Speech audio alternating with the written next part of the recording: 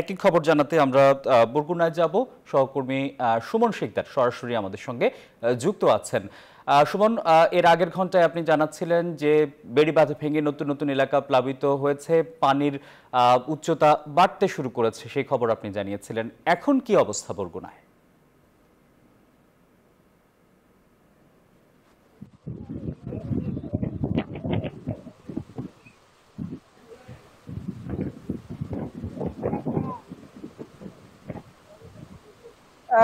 ধন্যবাদ আসিফ আপনাকে। আপনি যেমনটি বলছিলেন যে বরগুনায় কিন্তু বেড়িবাঁধ ভেঙে একের পর এক গ্রাম প্লাবিত হয়েছে এবং আমি এখন রয়েছি বরগুনা সদর উপজেলার ঢলুয়া ইউনিয়নের মাঝখালি গ্রামে এবং এই মাঝখালি গ্রামের কিন্তু যে বেড়িবাঁধটি রয়েছে সেই বেড়িবাঁধ আজ কিন্তু সকালে যখন উচ্চ জোয়ার হয়েছিল ঘূর্ণিঝড় রেমালের প্রভাবে, সেই উচ্চ জোয়ারের কারণে কিন্তু এই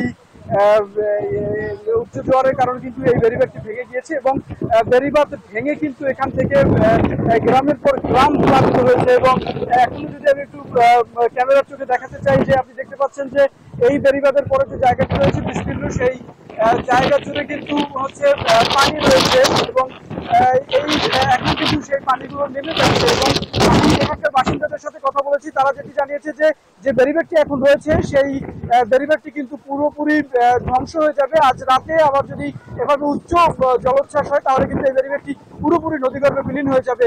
এই ছিল আমার কাছে বরগুনা থেকে সর্বশেষ পরিস্থিতি। দুঃখিত, আসলে আমি যে জায়গাটি বলতেছিলাম এতক্ষণ যে যে বেড়িবাঁধটি ভেঙে গিয়েছিল, আমি এখানকার যদি একজন বাসিন্দার সাথে কথা বলতে চাই যে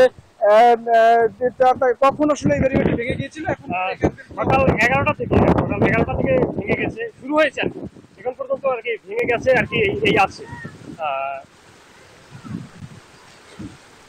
আর হচ্ছে মানে পানি উঠা আর কি, বেড়িবাঁধ তো ভেঙেই গেছে, তারপরে ঘর বাড়ি তলাই গেছে, যেমন ডালভাঙ্গা, মাছখালি, হ্যাঁ, তারপরে লতাবেড়া, এসব এলাকা তলাই গেছে। আর আমাদের বেশিরভাগ মাটির ঘর, এই কারণে মাটির পিড়াগুলা পয়সা নামিয়ে যাইতেছে, মাটির তো ওই কারণে পানি পেয়ে আরো নরম হয়ে নামিয়ে গেছে, এই জন্য ঘর বাড়িও অনেক পয়সা পড়ছে।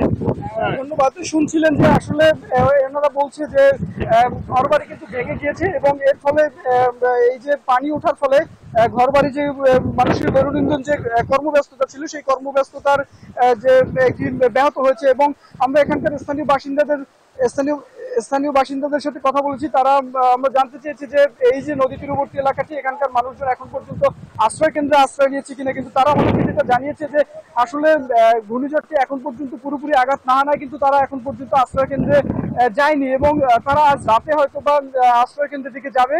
এই ছিল আমার কাছে এখানকার সর্বশেষ পরিস্থিতি। ফিরে যাচ্ছি স্টুডিওতে আসিফ টিপুর কাছে। আসিফ টিপু। আপনাকে ধন্যবাদ। আমরা এবারে যাব সহকর্মী শামসুজ্জামান শাহিনের কাছে। শাহিন, মোংলার এখন কি অবস্থা? বাতাসের গতিবেগ বাড়ছে কিনা, সব মিলিয়ে প্রভাব কতটা দেখছেন?